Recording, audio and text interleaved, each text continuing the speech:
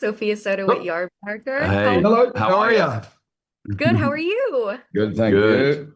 Thank you so much for taking the time to speak with me about the show. Amazing performances, and I can't wait to dive into them with you. Of Thank you.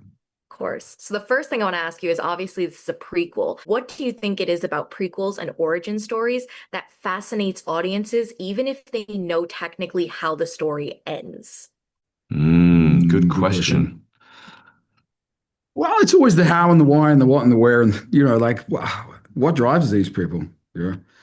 I mean, I know what happens to my character, and if you read the books, you know as well. And so, why do you want to do it if that's where it ends up? Well, the answer is you get to discover all the good stuff along the way, right? We go through this journey with these guys. We learn with them. We love with them. We laugh and hunt and uh, it's not enough to just have this is the end and that's it. We actually want to get into the nitty gritty. I think, and especially as actors, you want to pull all that stuff apart. You want to. Always the why question is what Mm, drives us, right? If you're not asking why, then you're missing something. yeah, I think it's that thing of like, well, you said it. It's the how did they get there? If you've watched one part of a story and something significant happens to that character, or they did something significant, and you question it, whether it's from a moral standpoint or whatever, you always, I think there's a part of you that always like, how did they get there? And going back, and Ben's such a great character to do that with because the party is in terminal list. You think, why would he do that? Why would he get to that point? And you to go back and go, okay, well, we'll tell you how he got there and how that got into his head and whatever happened. I think it's yeah, that's why you get it's an exciting thing to go into. Yeah. And I'm someone who's always all about the details when it comes to characters. And I know that there's only so much that can be included in scripts and conversations.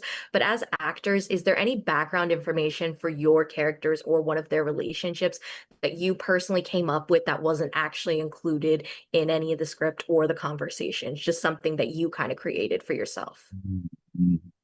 I mean, a lot of it for me because my character is very short chapter in the book, and so there's a whole world to fill in terms of um, where he comes from, where he's been, um, the way he talks, walks, holds himself. What are his skills? Like, yeah. I mean, and you kind of, I look, you do this for every character. There's Mhm. always gray areas or areas that are obscured, which you have to bring into the light. And a lot of that is your imagination, or it's drawn from your real world experiences and combined with the imagination. So, Yeah, because yeah, the filling in the gaps. There's obviously so much written, and I was quite fortunate that in terms of what happens to Rafe in the books, um, there's a fair amount of information to draw upon there. So there's quite a lot of gaps filled in for like his past and his past relationships with Reese and how he came to be in the teams because of his father and the relationship he had with his father. And so I was fairly filled in. Like a lot of it was more about, okay, how do I bring Tom Hopper to this? How do I make him relatable? How do I make him part of me? How do I relate to him? So that was a big part of it for me, is like going, into deep into Tom really and going, okay, how do I make me into this guy? So it was a lot of filling in the gaps in that sense. Thank you both so much again for your time. Congratulations. And I hope to thank see you you. both again soon. Thank Thank you. you.